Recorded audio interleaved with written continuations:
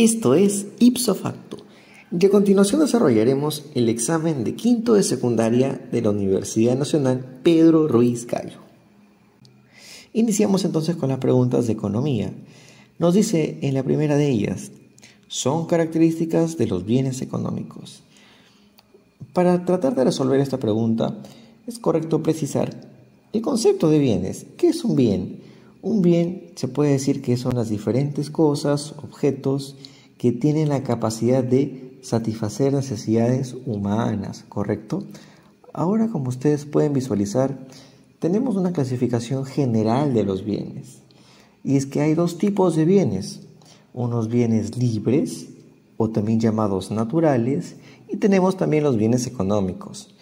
¿Cuál es la diferencia entre estos dos? Los bienes libres, como ya hemos mencionado, los ofrece ¿quién? La naturaleza. Por lo tanto, tienen características tales como que son abundantes, no tienen un propietario en particular, por lo tanto, no se pueden transferir, ni tampoco tiene un precio. Es decir, solamente tiene valor de uso. ¿Y qué es el valor de uso? Pues la utilidad. Sirve para algo, tiene algún funcionamiento. Ejemplo de bienes libres o naturales. El agua de los mares. ¿Es útil el agua de los mares? Por supuesto que lo es. Gracias al agua de los mares existe vida marina. ¿Correcto? Ahora, podemos mencionar, ¿es transferible esta porción de agua? ¿Tiene un propietario como tal? Pues la respuesta es que no. ¿Correcto? Más ejemplos de bienes libres o naturales pueden ser los rayos del sol, el oxígeno, entre otros. ¿Correcto? Pero ¿qué nos interesa a nosotros? Nos importan los bienes económicos, aquellos bienes que son ofrecidos por el hombre y por lo tanto son escasos. Al ser escasos, tienen que ser vendidos, comprados por una u otra persona, es decir, son transferibles. Por lo tanto, tienen un dueño, tienen un propietario que hace uso del derecho a la propiedad. Finalmente, tiene un precio y también tiene el valor de uso. ¿Qué es el valor de uso? Recordemos nuevamente, la utilidad. ¿Por qué es útil este objeto? Y también en este caso se denomina que tiene valor de cambio. El valor de cambio es básicamente esta cualidad que tiene que permite transferirlo a través, en este caso, de bienes, digamos, a través de un trueque o un intercambio indirecto a través del dinero, ¿no? Ejemplos de bienes económicos, muchísimos. Por ejemplo, una mesa. ¿Una mesa tiene valor de uso? Por supuesto que lo tiene. Es útil para que la gente pues, tal vez pueda almorzar, comer, cenar, etc. ¿Y tiene valor de cambio? Claro que sí. Se puede intercambiar por dinero.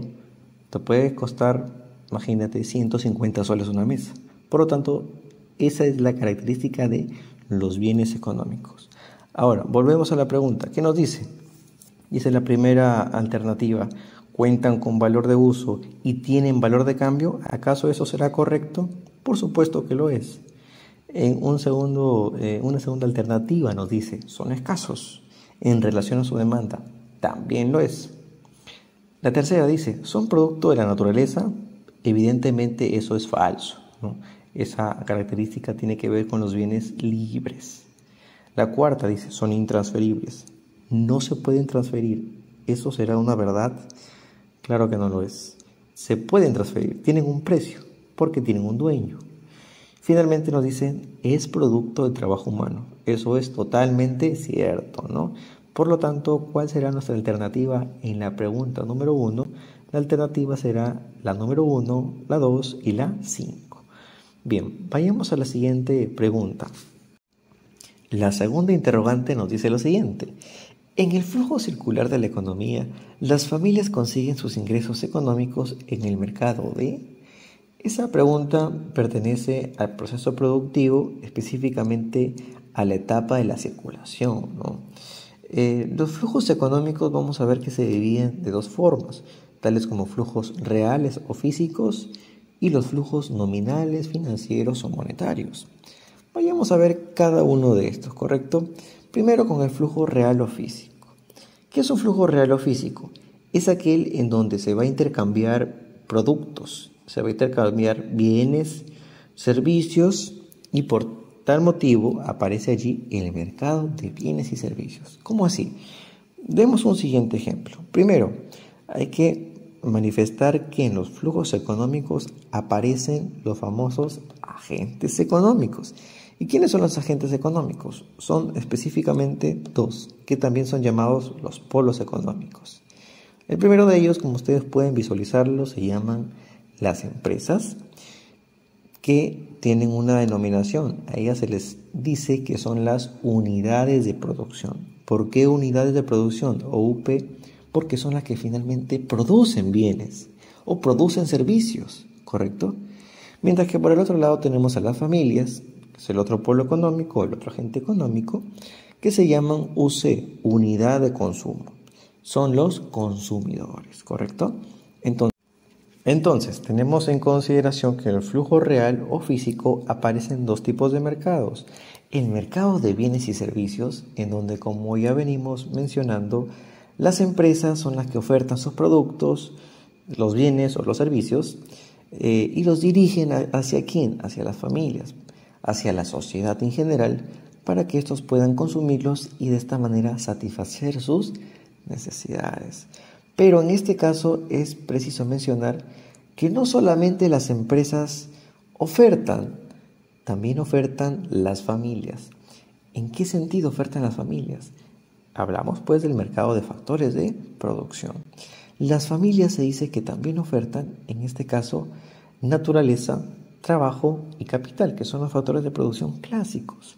¿En qué sentido? Por ejemplo, si, digamos, la sociedad quiere ofrecer el factor trabajo, podría pues enviar a un miembro de la familia, imagínate una persona, con la finalidad de que realice la labor, realice un trabajo dirigido a la empresa. Entonces, podemos decir que en el flujo real o físico, la oferta no solamente siempre es de la empresa, sino también ofertan la familia, pero va a depender el tipo de mercado, ¿no?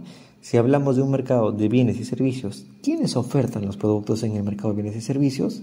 Las empresas. Pero si nos dicen, ¿quiénes ofertan la naturaleza, el trabajo y el capital en el flujo real o físico? ¿Quiénes lo hacen? Las familias, ¿correcto? En ese sentido, ¿quiénes demandan bienes y servicios en el mercado de bienes y servicios? Las familias. ¿Y quiénes demandan factores productivos en el mercado de factores de producción? En este caso, ¿quiénes lo demandan? Las empresas, ¿no? Entonces, de esta manera estamos viendo cómo funciona el flujo real o físico. Ahora, no solamente tenemos el flujo real o físico, sino que también tenemos otro tipo de flujo, que es el flujo nominal, monetario o financiero. Digamos que tiene la misma temática, pero aquí es algo interesante de señalar, porque se dice que del flujo nominal aparece el dinero, ¿ok? Entonces, si nos hacen la siguiente interrogante, ¿de dónde parte el dinero en el mercado de bienes y servicios? Podremos decir que de las familias, toda vez pues que las familias, como son los interesados, tienen que acudir hasta la empresa y de esta manera realizan gastos para consumir, gastos para satisfacer necesidades, ¿correcto? En ese sentido, podemos nosotros darnos cuenta de lo siguiente: ¿quiénes, o en este caso, en el mercado de factores de producción, qué polo económico, qué agente económico es el que realiza o que otorga el dinero?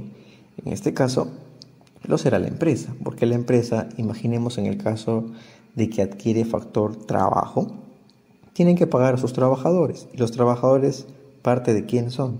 De las familias. Entonces, ¿en dónde se origina el dinero, la masa monetaria, el flujo nominal? En este caso, en el mercado de factores de producción, en la empresa. Dicho lo anterior, ahora sí ya tenemos mayores luces acerca de la respuesta en la segunda interrogante. Nuevamente, ¿qué nos pregunta? Dice, en el flujo circular de la economía, las familias consiguen sus ingresos económicos en el mercado de... Recordemos entonces que está hablando en el mercado de factores productivos. Aquí nos habla prácticamente del flujo nominal, ¿cierto?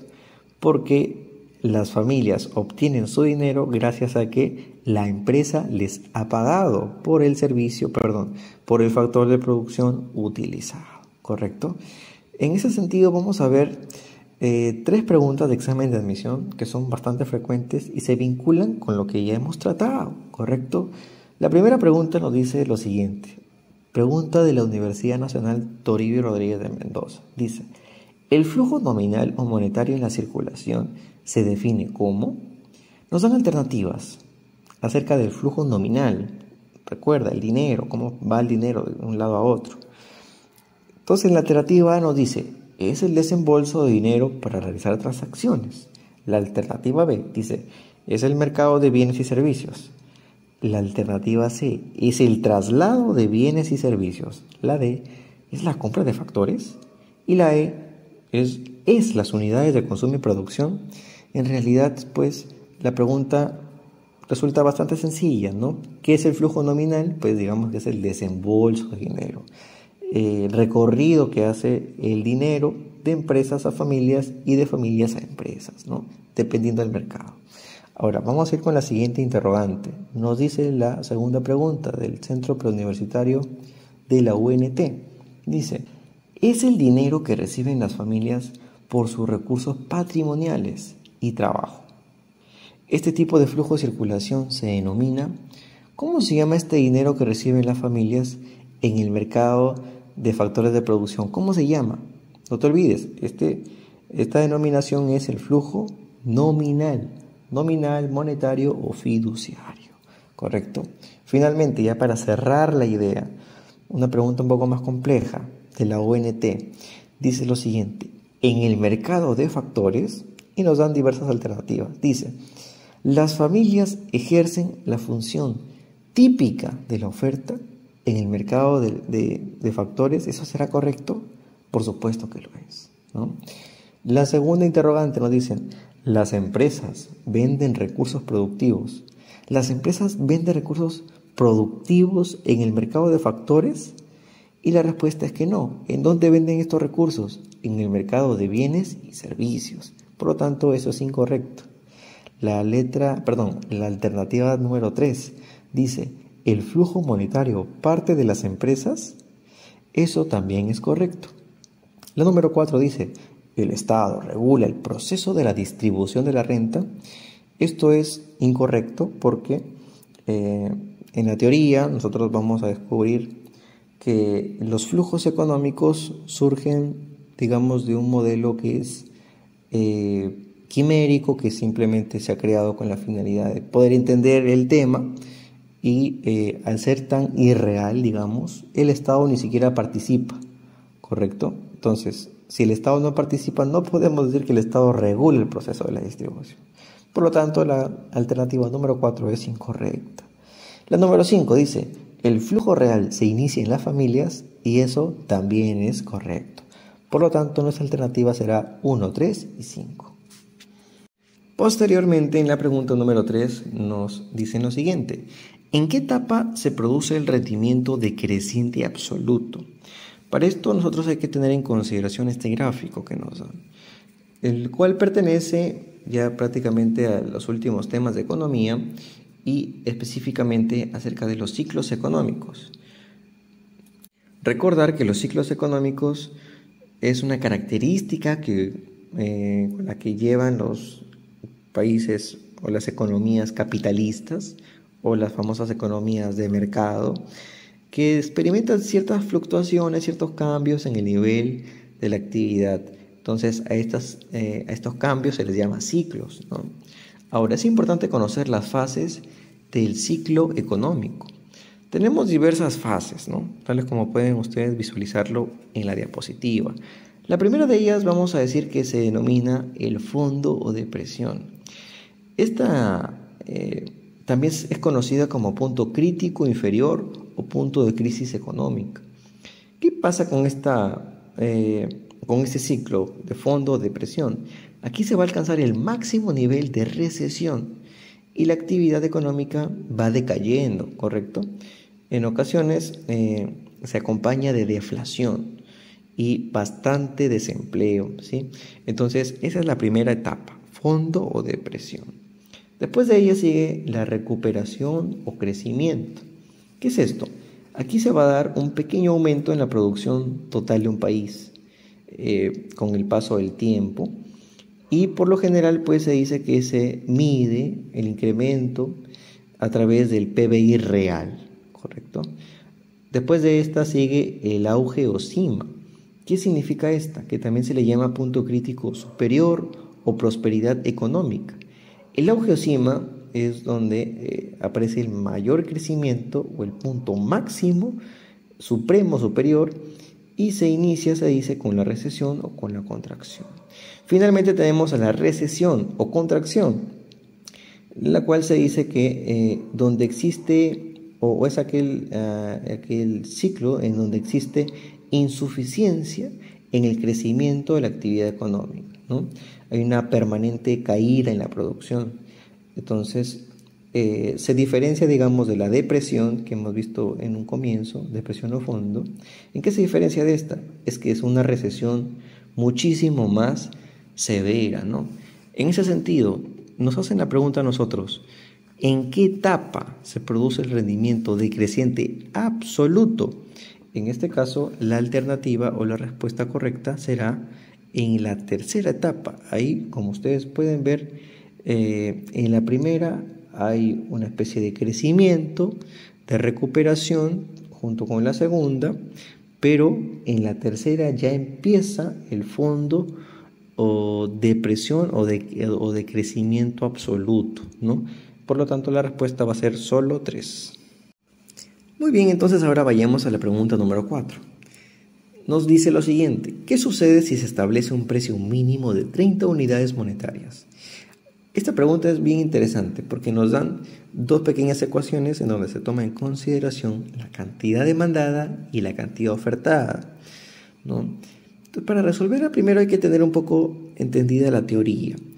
Esto pertenece a la semana de oferta y demanda, ¿no? Primero, ¿qué es la ley de la demanda?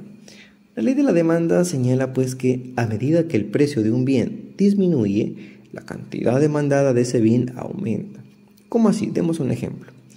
Imagínate que la próxima semana juega un partido de fútbol, la selección de España con la selección peruana. Juegan aquí en el Estadio Nacional de Perú. Teniendo en consideración que hay entradas que están desde 50 soles hasta 500 soles, ¿cuántas personas crees tú que van a conseguir esas entradas de 500 soles? Pues lo más racional, lo más lógico, en este caso sería que quienes adquieran las entradas de 500 soles va a ser el grupo más reducido, ¿cierto? Toda vez pues que resulta más caro. En cambio, si tú te das cuenta aquí del gráfico que tenemos en la pantalla, mientras el monto se va reduciendo, la cantidad de personas que van a adquirir el producto va aumentando. Y de esta manera se está cumpliendo con la ley de la demanda, porque nos dice, mientras el precio baja, la cantidad demandada sube, ¿no? En ese sentido tenemos que esta es la gráfica de la demanda, que se encuentra, digamos, de manera descendente, ¿no? Ahora, ¿qué es la ley de la oferta, la tan famosa ley de la oferta? Nos dice lo contrario, señala lo siguiente, dice: a medida que el precio de un bien aumenta, la cantidad ofertada de ese bien también aumenta. Digamos que son directamente proporcionales. ¿Cómo así? Dejemos un ejemplo para entenderlo de manera más sencilla. Y esto hay que cambiar un poco el chip, ¿no? Porque nosotros tenemos el chip de consumidores, de compradores.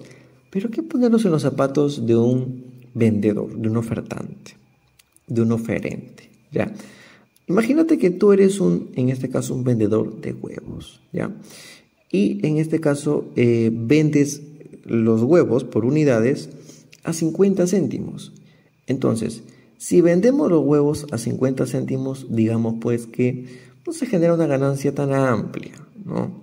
Pero si este precio de los huevos va aumentando, genera en este caso mayores ganancias para nosotros, ¿no?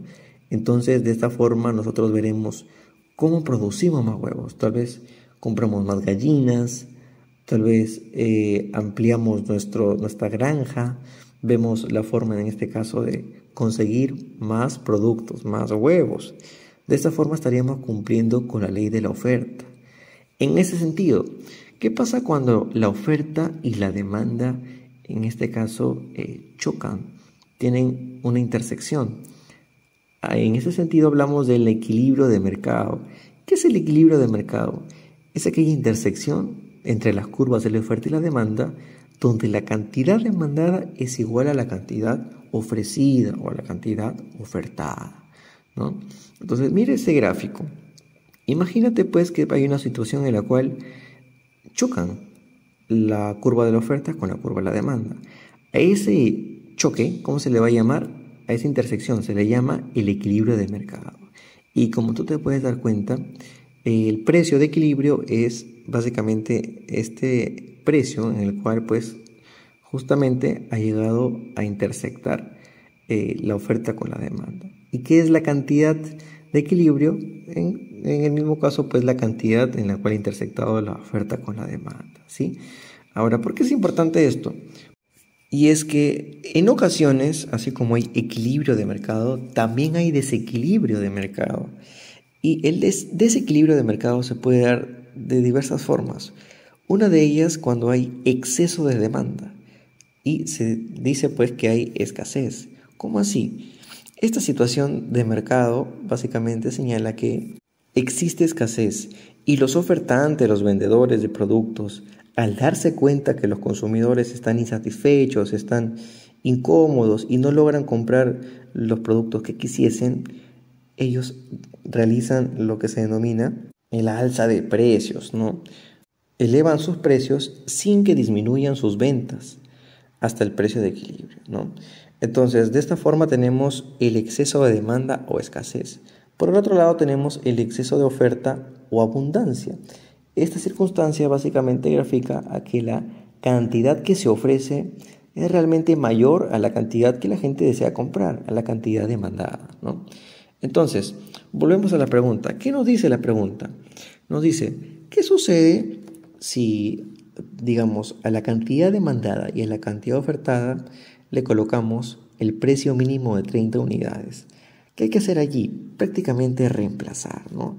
Si nosotros reemplazamos, en este caso, la letra P por 30, llegamos a la siguiente conclusión. Primero, que la cantidad demandada es igual a 50 más 0.6 por P, que es el precio, 30. En ese sentido, la cantidad demandada nos sale 68. Ahora, hay que calcular la cantidad ofertada. 70 menos 0.4 P. Haciendo el cálculo nos sale que la cantidad ofertada es igual a 58. Entonces, yo te hago la siguiente interrogante. ¿Acaso son la misma? ¿Acaso la cantidad demandada y la cantidad ofertada se encuentra en equilibrio de mercado? ¿Es la misma? Y es evidentemente falso, ¿no?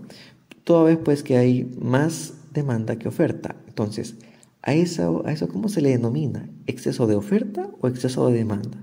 En este caso la respuesta es exceso de demanda, porque supera en 10 unidades a la oferta.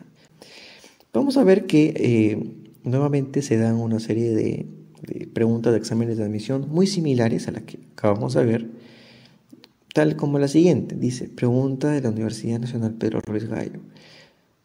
Dice, la función de la demanda y oferta de las galletas se expresan en las siguientes funciones. Demanda o cantidad demandada es igual a 40 menos 5P y oferta es igual a la cantidad ofertada de 5P. Nos dice, el precio en soles y la cantidad en unidades de equilibrio corresponde a...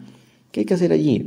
Prácticamente nos está diciendo que hay un equilibrio de mercado, que hay cantidad en equilibrio y precio en equilibrio. Por lo tanto, ¿qué hacemos allí? Igualamos las ecuaciones. Igualamos la cantidad demandada con la cantidad ofertada. De esta forma tenemos que 40 menos 5P es igual a 5P. Haciendo el cálculo nos dice que P es igual a 4. Por lo tanto, si reemplazamos el precio, que es 4, en cualquiera de estas dos ecuaciones, saldría la respuesta, ¿no? 40 menos 5 por 4 es 20. Entonces, la cantidad demandada es igual a 20. Tenemos que ver en oferta, tendría que salir lo mismo, porque estamos en equilibrio de mercado, ¿no? 5 por 4, 20. Entonces, ¿cuál es la respuesta? La respuesta va a ser que el precio en soles es de 4 y la cantidad de unidades de equilibrio corresponde a 20. Finalmente tenemos acá una pregunta similar. Dice, encuentre el precio y cantidad de equilibrio. Pregunta de la Universidad Nacional de Cajamarca. Dice, la cantidad demandada es igual a 40 menos 0.7 precio de X. Y la cantidad ofertada es igual a 10 más 0,3 precio de X. Hacemos lo mismo. Igualamos en este caso las ecuaciones, teniendo en consideración que la respuesta aquí sería que P o el precio es igual a 30. Si reemplazamos el precio es igual a 30, nos saldría pues que la cantidad demandada es igual a 19 y la cantidad ofertada también es igual a 19. 10 más 0.3 por 30 pues sale 19, ¿no? En ese sentido, nuestra alternativa correcta sería la alternativa A.